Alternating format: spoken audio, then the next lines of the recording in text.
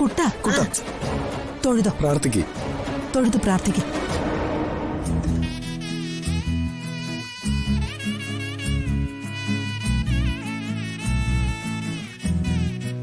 നമസ്കാരം ഭാർഗവ്യമ്മേ. നമസ്കാരം തിരുമേനി. എന്താണാവോ കുട്ടന് വേണ്ടിയുള്ള വഴിപാട്? കുട്ടന്റെ വിവാഹം അടുത്തിരിക്കല്ലേ, അവന്റെ നല്ല ജീവിതത്തിന് വേണ്ടിയുള്ള കാണിക്ക സമർപ്പണത്തിന് വന്നതാ. കാണിക്ക സമർപ്പണം കുട്ടൻ തന്നെ നേരിട്ട് ചെയ്യേണ്ടതാണ്. കുട്ടന്റെ കൈകൊണ്ട് തന്നെ കാണിക്ക സമർപ്പിച്ചോളൂ. ശരി കുട്ട, ദേ ഇത് തിരുമേനിക്ക് കൊടുക്ക. കുട്ടനെ കൊണ്ടുവന്ന് അമ്പലക്കുളത്തിൽ മുങ്ങി വരൂ. അപ്പോഴേക്കും ഞാൻ വഴിപാട് തയ്യാറാക്കി ശരി തിരുമേനി. അമലേ, ആ, നീ കുട്ടനെ അമ്പലക്കുളത്തിലേക്ക് ഒന്ന് കൊണ്ടുപോയിട്ട് വാ. ഒന്നും മുങ്ങി നിവരാൻ മാത്രം കുട്ടനെ അനുവദിച്ചാ മതി കേട്ടോ. ആ, വെള്ളം കണ്ടാലേ ഒന്നും നോക്കാതെ അവൻ അതിലിറങ്ങിക്കളയും. ഒന്ന് ശ്രദ്ധിക്കണം കേട്ടോ. ഞാൻ ശ്രദ്ധിച്ചോളാം. ശരി. ശരി മുത്തശ്ശി. ശരി, നടക്കൂട്ടാ, നമുക്ക് പോവാം.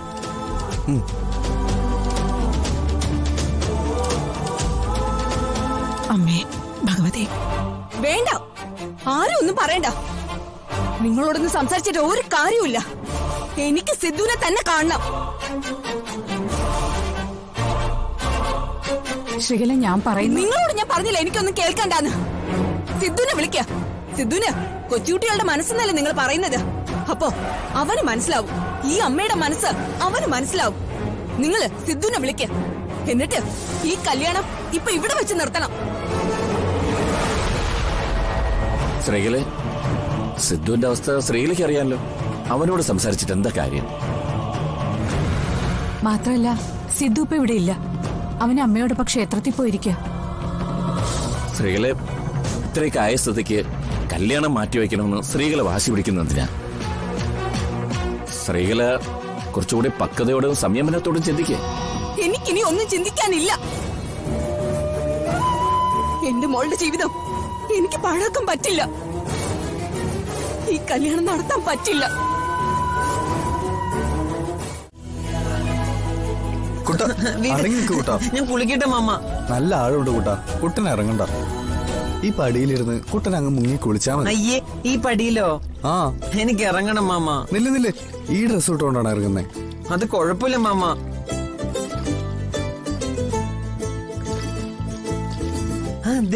അത് കണ്ടോ? ആ, അവര് തോർത്തെടുത്തേക്കണ പോലെ ഞാൻ തോർത്തെടുത്ത് കുളിച്ചോളാം. പ്ലീസ്. വാശി പിടിക്കണ്ട, തോർത്തല്ലേ, ഞാൻ എവിടെയെങ്കിലും പോയി കൊണ്ടുവരാം. പിന്നെ ഞാൻ വരുന്നത് വരെ കുട്ടൻ വെള്ളത്തിലോട്ട് ഇറങ്ങരുത്. സത്യമാണല്ലോ. ആ, ഇറങ്ങല്ലേ.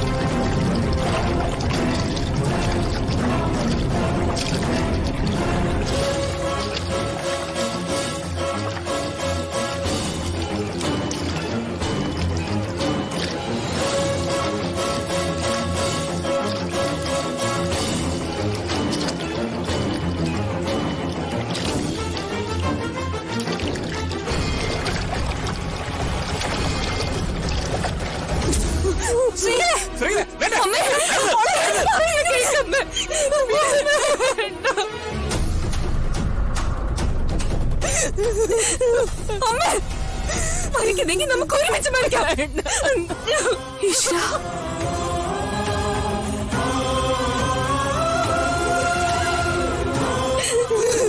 വേണ്ടമ്മേ, എനിക്ക് ജീവിക്കണ്ട. ഇല്ലാതെ എനിക്ക് ജീവിക്കണ്ട.